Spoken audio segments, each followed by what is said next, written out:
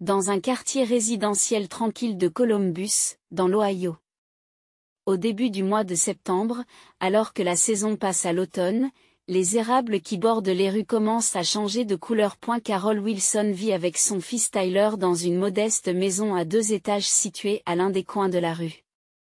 Carol travaille depuis plus de 10 ans dans un cabinet comptable local, Adams Accounting, où elle a gagné la confiance des employés de niveau intermédiaire. Ses cheveux châtain clair sont coiffés en brosse et son apparence est toujours soignée.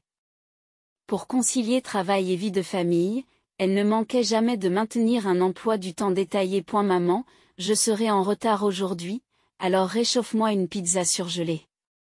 Tyler, 16 ans, était grand, avec les mêmes cheveux châtain clair que sa mère et des yeux bleus frappants hérités de son père. Michael. Elle faisait partie de l'équipe de football de son lycée et passait souvent du temps avec ses amis après l'entraînement. À quelle heure rentres-tu à la maison? Tu dois être rentré à 10 heures, dit Carol en se retournant. Je sais, répond Tyler en faisant un signe de la main. Carol et Michael Wilson avaient divorcé il y a 5 ans. Michael avait travaillé comme chef de chantier, subvenant aux besoins de la famille, mais il avait commencé à rentrer tard à cause de ses relations de travail et à se noyer dans l'alcool. Les disputes se sont multipliées et Carol a pris sa décision finale le jour où Michael a oublié le 11e anniversaire de Tyler. Après le divorce, Michael a quitté l'Ohio pour s'installer sur la côte ouest. Bien qu'il appelle Tyler quelques fois par an, ils se sont éloignés l'un de l'autre. Les paiements de la pension alimentaire arrivaient à temps, mais c'était là l'étendue de ses responsabilités en tant que père. Les parents de Carol, Diane et Harold Johnson, vivent dans un quartier résidentiel huppé de la banlieue. Avant de prendre sa retraite, Harold avait été cadre dans une société de promotion immobilière et avait accumulé une fortune considérable. Diane était une femme au foyer de la classe supérieure, bien connue dans les cercles sociaux locaux. Carol, si tu faisais un peu plus d'efforts, tu pourrais avoir une vie bien meilleure, disait Diane chaque fois qu'elle rencontrait sa fille. Pour Carol, ce n'est qu'une critique. Carol a une sœur qui s'appelle Linda.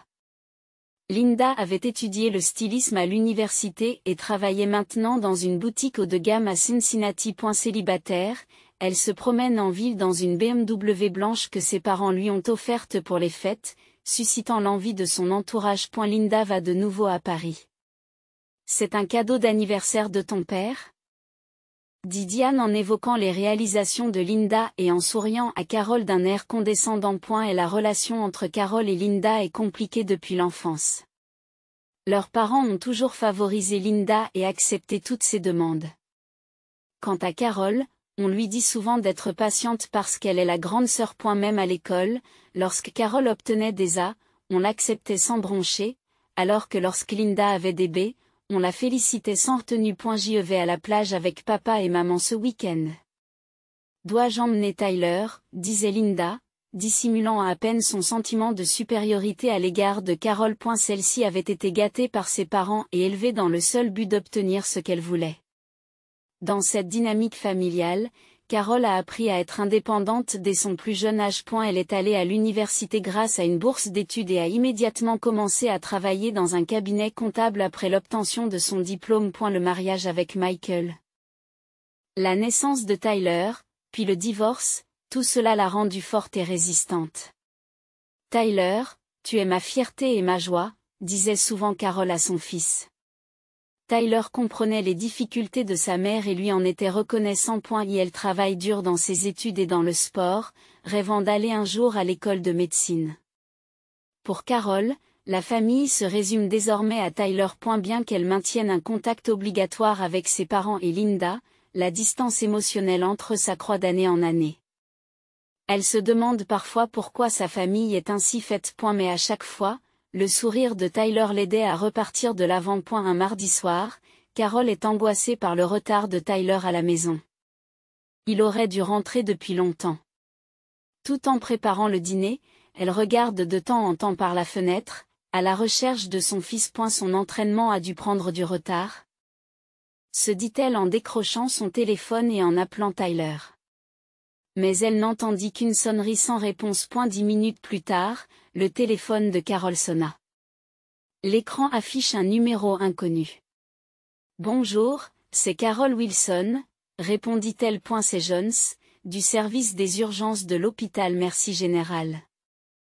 Votre fils a eu un accident de la route. Pourriez-vous venir à l'hôpital immédiatement? La voix au téléphone était calme, mais le cœur de Carol s'est mis à battre la chamade. Ses mains tremblent et sa voix se bloque dans sa gorge. Quoi?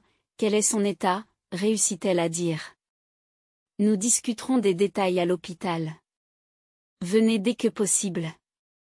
Carol éteint la cuisinière, prend ses clés et saute dans sa voiture sans même mettre de manteau. Une pluie froide s'est mise à tomber. L'horloge du tableau de bord indiquait 20h15. Le trajet jusqu'à l'hôpital prenait normalement 20 minutes, mais pour Carol, cela semblait durer une éternité. Tyler, c'est bon.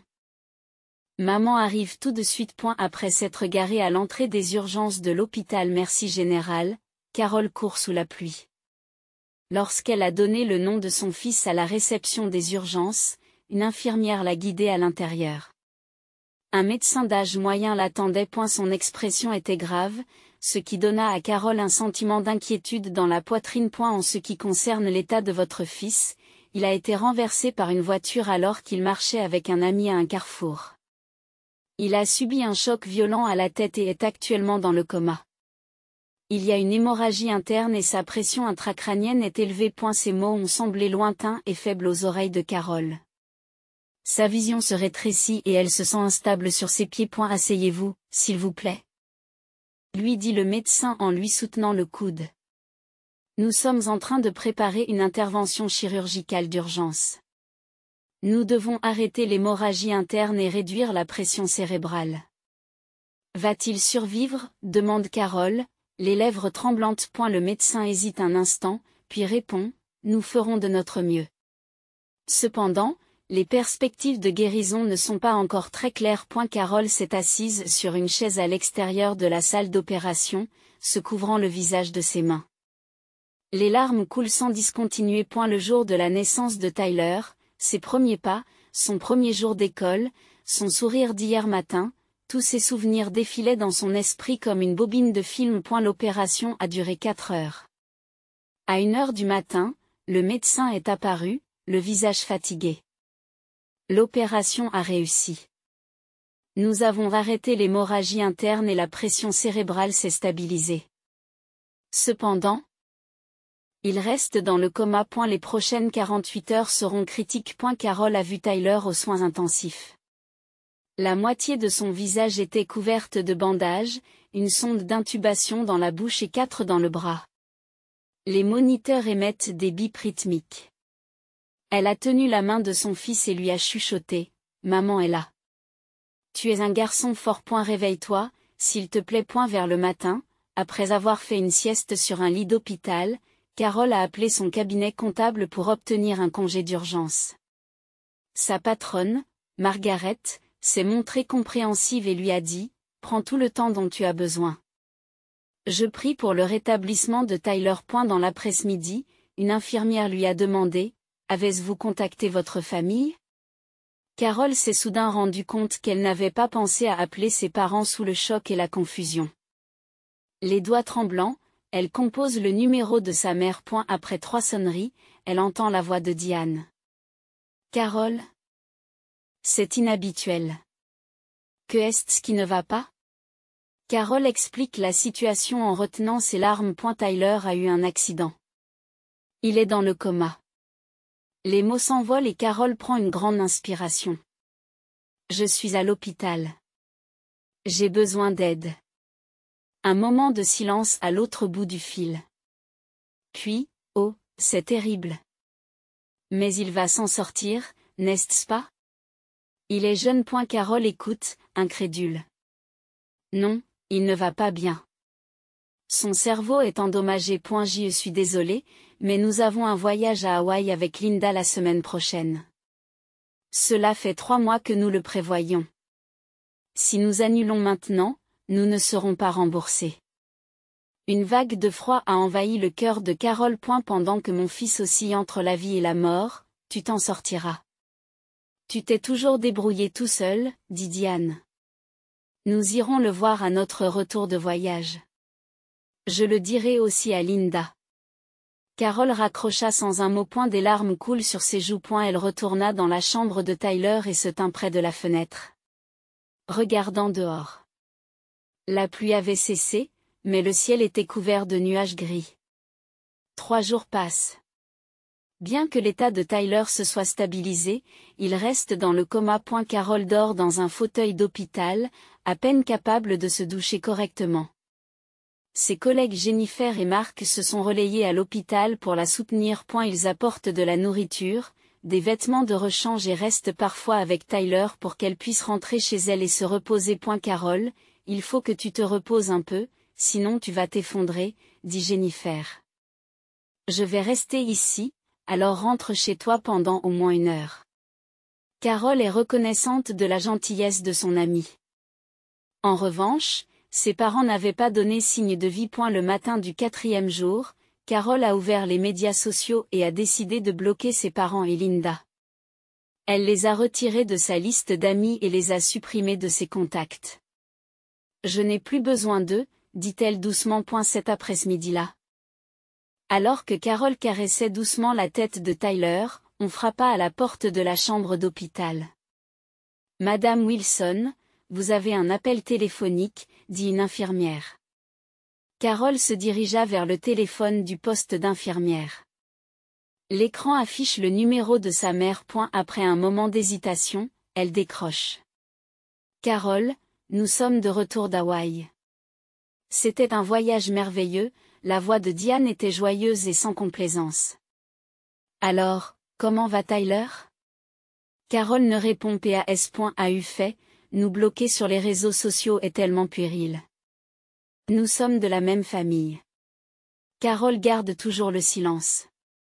Tyler est-il mort? La voix de Diane s'est refroidie. S'il y a de l'argent de l'assurance, pourriez-vous en partager? Vous savez que Linda essaie d'acheter un appartement. Les mains de Carol ont commencé à trembler. Elle ne peut plus rien dire. Les larmes montent à ses yeux alors qu'elle est en état de choc. Carol? Est-ce que tu m'écoutes, en silence? Carol raccroche lentement le combiné. Elle s'effondra sur un banc dans le couloir, serrant ses épaules tremblantes. L'infirmière Judy s'assied à côté d'elle. Est-ce que ça va? Carol lève la tête. Dans ses yeux, il n'y avait pas seulement de la tristesse, mais quelque chose d'autre, un sentiment de détermination. Je vais bien. J'en ai assez, dit-elle en se levant et en retournant dans la chambre de Tyler. Et la lumière du matin qui traverse les fenêtres de l'hôpital Merci Général touche doucement le visage pâle de Tyler. Carol s'assit sur la chaise de chevet, tenant la main de son fils tout en examinant des documents de travail. 1 semaine s'est écoulée depuis l'accident, mais l'état de Tyler n'a pas évolué de manière significative. Bonjour, Madame Wilson. L'infirmière Becky Clark ouvre la porte d'une voix enjouée. Âgée d'une 40aine d'années, elle jouit de la confiance des familles des patients de l'unité de soins intensifs en raison de son sourire chaleureux et de son travail efficace. Les constantes de ce matin sont stables. Les ondes cérébrales se sont améliorées. Carol esquisse un sourire fatigué. Merci, Becky. Tout en vérifiant les moniteurs de Tyler, Becky demande si tu as mangé quelque chose. Carol secoue la tête. Je n'ai rien mangé. Ce n'est pas possible, réprimande Becky. Ma pause déjeuner commence à 13h. Mangeons quelque chose ensemble à la cafétéria. Et ne refuse pas. Carol acquiesce avec reconnaissance. Au cours de la semaine écoulée, Becky avait été son soutien affectif, s'occupant non seulement de Tyler, mais aussi de sa santé. L'après-midi même, alors que Carol finissait de répondre au courriel du bureau, le docteur Ramsey est venu faire sa tournée. Il est le neurochirurgien en chef et le médecin traitant de Tyler. Madame Wilson, pourrions-nous parler un instant? Ils sont entrés dans le couloir. Le docteur Ramsey a commencé à expliquer d'un ton doux. J'ai examiné les derniers résultats de l'IRM de Tyler. Le gonflement de son cerveau diminue progressivement. C'est bon signe. Carol ressentit une lueur d'espoir. Cela signifiait-il qu'il pourrait se réveiller? C'est une possibilité de plus en plus grande. Le médecin a choisi ces mots avec soin. Cependant, la sortie du coma est imprévisible. Nous faisons de notre mieux, mais cela peut prendre du temps. Carole a pris une grande inspiration. Je comprends.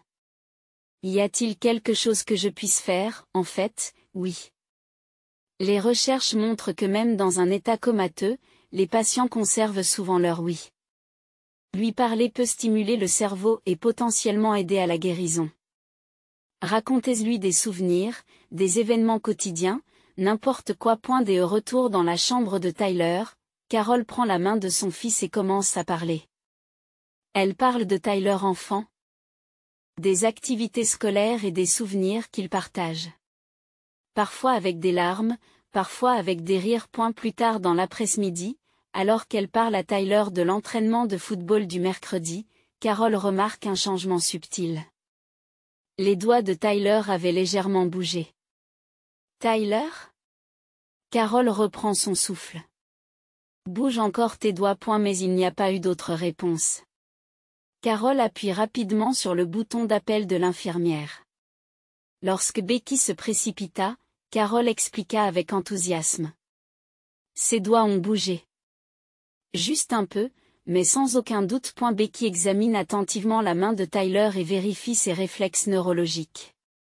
Ce n'est peut-être qu'un réflexe, mais c'est bon signe. Je le signalerai au docteur Ramsay. Ce soir-là, sur la recommandation de Becky, Carole emprunte la douche de l'hôpital et passe la nuit dans les toilettes. Je reviendrai demain matin, promet-elle à Tyler. Le lendemain matin, lorsque Carole retourne à l'hôpital. L'équipe médicale est en réunion dans la chambre de Tyler. En s'approchant, le docteur Ramsay explique: nous observons des changements dans les ondes cérébrales de Tyler, ce qui suggère une amélioration de son niveau de conscience. Nous devons encore observer attentivement, mais il s'agit d'une évolution positive. Les larmes montent aux yeux de Carole. Je vous remercie. À partir de ce jour, parler à Tyler est devenu la routine quotidienne de Carole. Elle a passé des heures au chevet de son fils, lui lisant des livres et lui donnant des nouvelles de ses camarades d'école. Parfois, les amis de Tyler se rendaient à l'hôpital et lui parlaient pendant de courtes périodes. Le lundi matin, 2 semaines après l'accident, le téléphone portable de Carole sonne. L'écran affiche Linda. Après un moment d'hésitation, Carole répond: « Carole ?» Cela fait un moment, la voix de Linda était joyeuse. « Je suis très inquiète pour Tyler. » Carole répondit froidement. « Bonjour. J'ai eu des nouvelles de maman. Elle m'a dit que tu lui avais raccroché au nez. Mais elle était juste inquiète. » Carole esquisse un sourire amer. « Inquiète ? Parler de l'argent de l'assurance, c'est s'inquiéter ? » C'est ça. Linda poursuit en choisissant soigneusement ses mots. « Maman et papa m'ont demandé de t'appeler. Ils s'inquiètent aussi pour Tyler. » Vraiment ? La voix de Carole était pleine de sarcasme.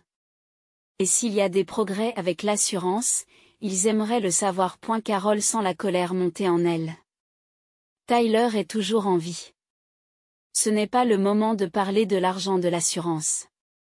Bien sûr, s'empressa de dire Linda, c'est juste se préparer au pire. Vous devez avoir du mal à vous débrouiller seul, une aide financière pourrait vous aider. Une aide ? La voix de Carole tremble.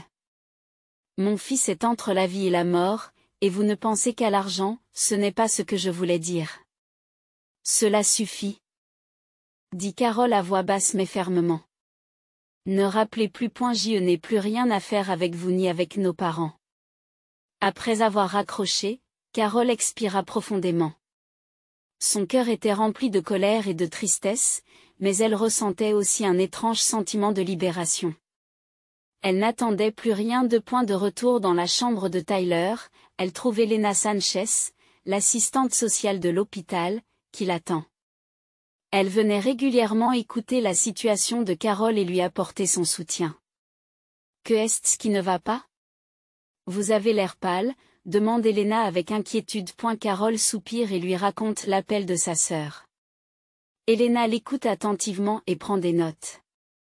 Madame Wilson, si je peux me permettre de vous donner un conseil, dit-elle d'un air sérieux, je vous recommande d'enregistrer toutes les communications de votre sœur. Je vous recommande d'enregistrer toutes les communications de votre famille. Les emails, les SMS, les appels téléphoniques. Les enregistrements aussi, si possible. Pourquoi ? Vous pourriez avoir besoin d'une protection juridique à l'avenir. Surtout en ce qui concerne les soins de Tyler ou ses biens, expliqua Elena calmement. Le comportement de tes parents et de ta sœur montre un intérêt financier inapproprié. Cela pourrait déboucher sur des problèmes de tutelle à l'avenir. Carole acquiesça. Carole acquiesce. Mais l'enregistrement est-il légal ? Dans l'Ohio, le consentement d'une seule partie est légal. Cela signifie que tant que vous êtes au courant, tout va bien, dit Elena en montrant le téléphone portable de Carole. Il serait bon d'avoir une simple application d'enregistrement. Ce soir-là, suivant les conseils d'Elena, Carole installe une application d'enregistrement sur son téléphone. Elle ne pensait pas aller aussi loin, mais comprenait que c'était nécessaire pour protéger Tyler. Le lendemain, les documents d'assurance arrivent du service comptable de l'hôpital. Carole les examine attentivement et remplit les informations demandées. Et la plupart des frais liés au traitement de l'accident seront probablement couverts par l'assurance, mais des demandes supplémentaires pourraient être nécessaires pour la rééducation à long terme. Il y a un problème, demande Nancy. De la comptabilité. Non, tout va bien, sourit Carole.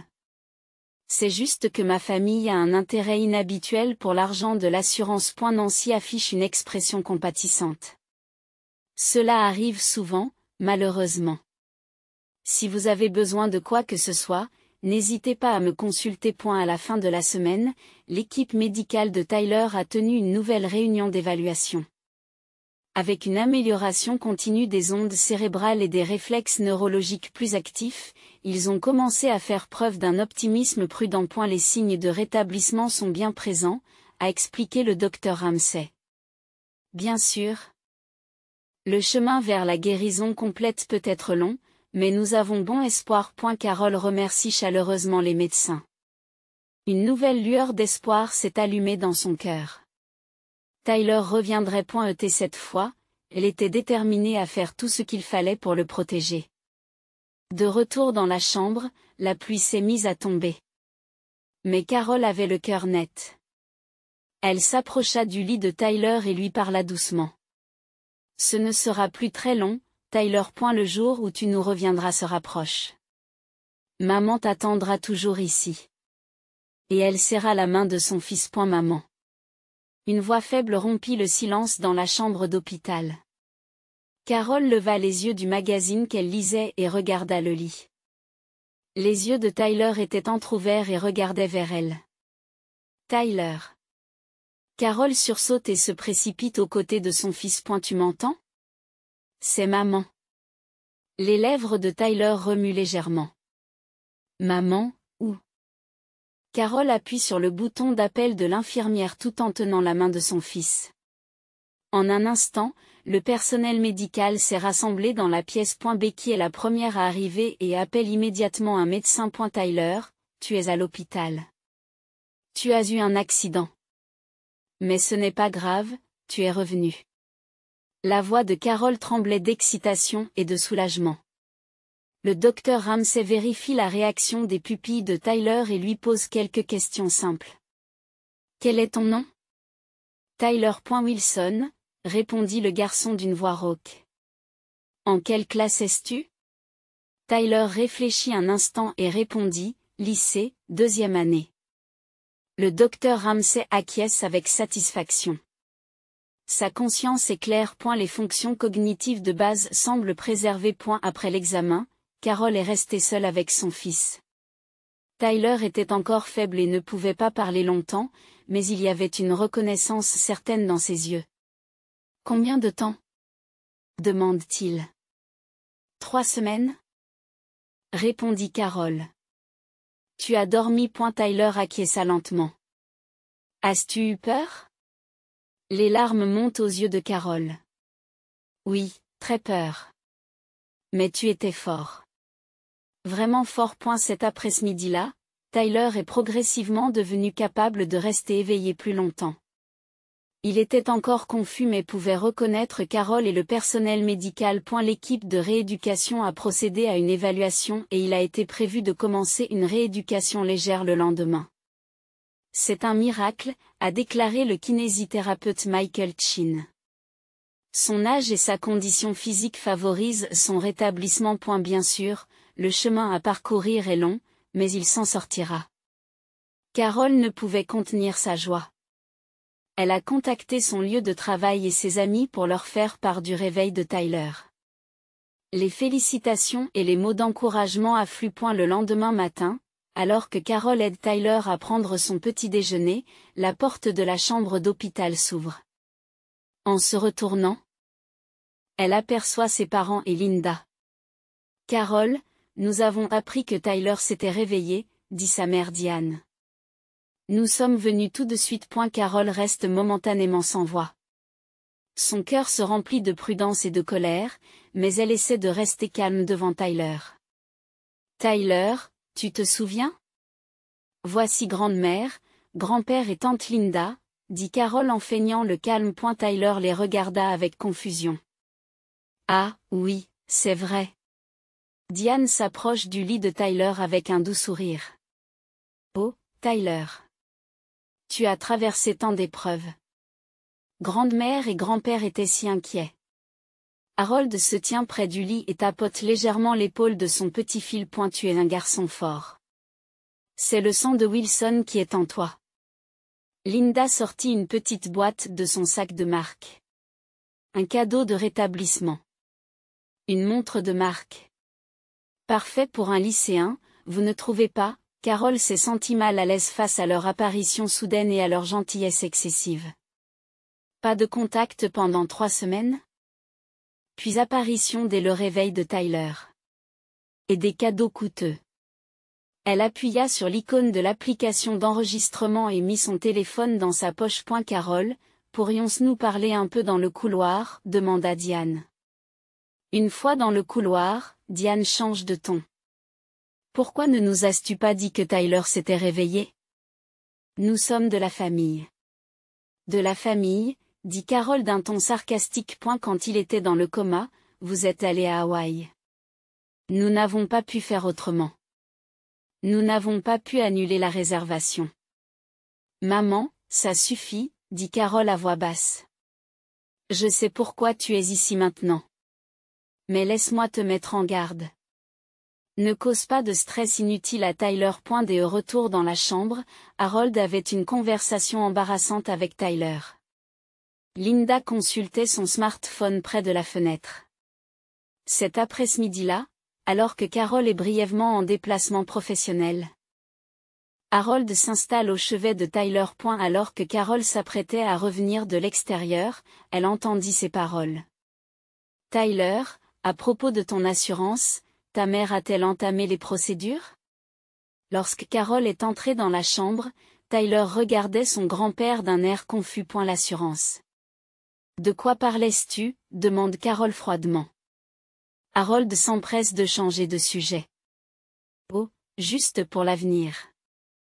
Les frais d'inscription à l'université, etc. Ce soir-là, après la séance de rééducation, Tyler demanda à sa mère, est-ce que grand-mère et grand-père se sont vraiment inquiétés pour moi ? Carol est surprise de la perspicacité de son fils. Il était encore en convalescence, mais il percevait la situation. Je vais être honnête, dit-elle en respirant profondément.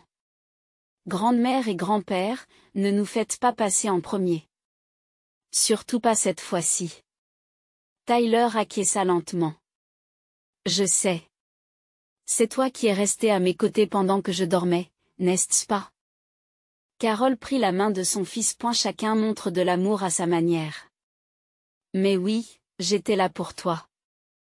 J'étais là pour toi. Le lendemain, la rééducation de Tyler progressait régulièrement. Et elle pouvait marcher sur de courtes distances avec de l'aide et sa rééducation orthophonique se déroulait bien.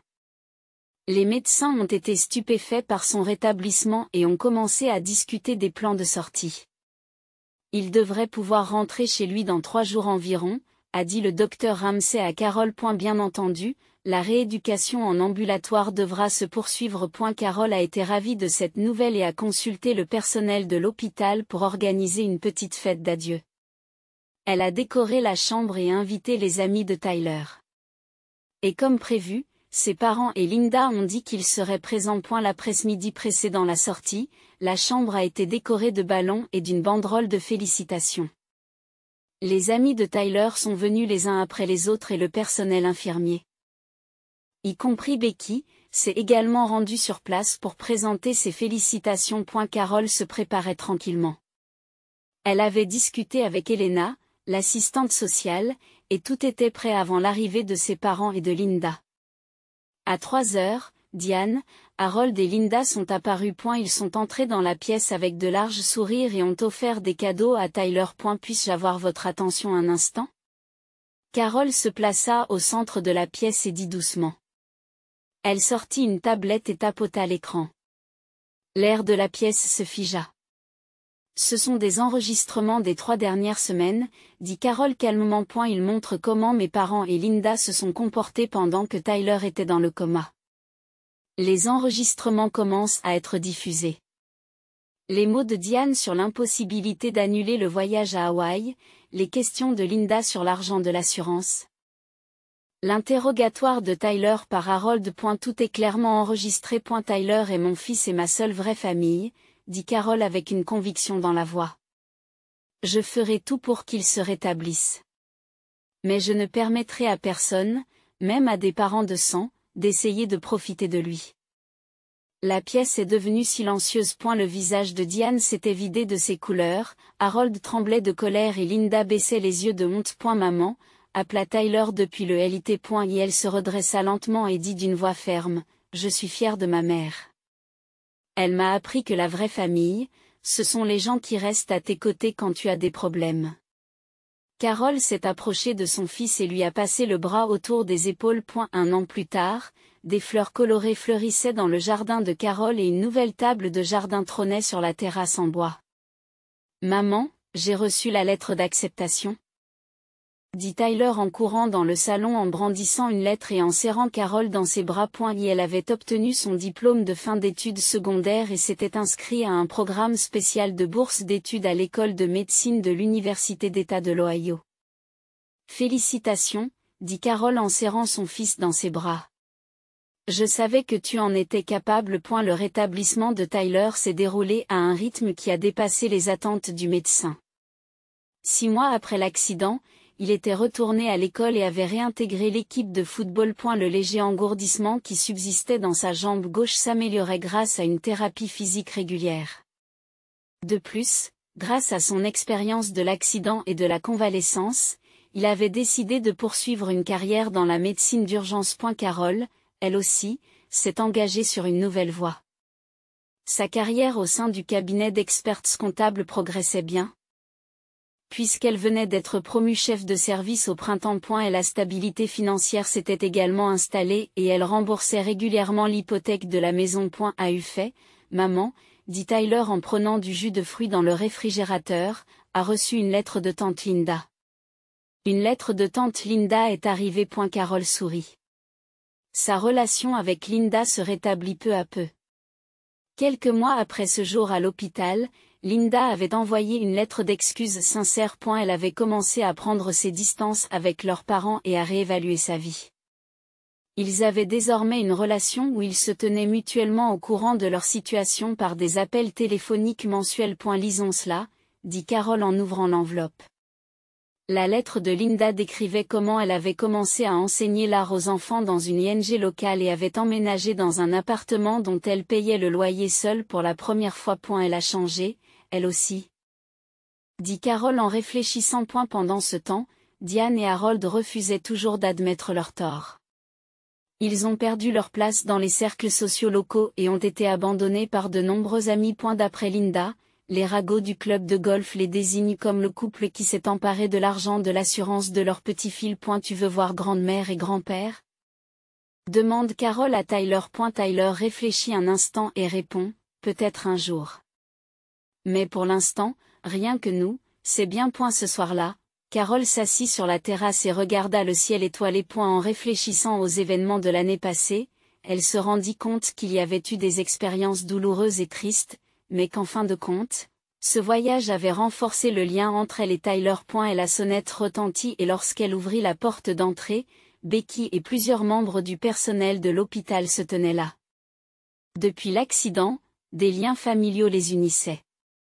Surprise. Ils sont entrés en portant un gâteau. Nous sommes venus célébrer l'acceptation de Tyler. Des rires vifs et des mots de félicitations résonnèrent dans toute la maison. Carole sourit avec un sentiment de bonheur. C'est une vraie famille, des gens qui ne sont pas liés par le sang, mais par l'amour et le soutien. La vie de Carole est entrée dans un nouveau chapitre. Le chemin à parcourir, elle ne le fera pas seule, mais avec cette nouvelle famille.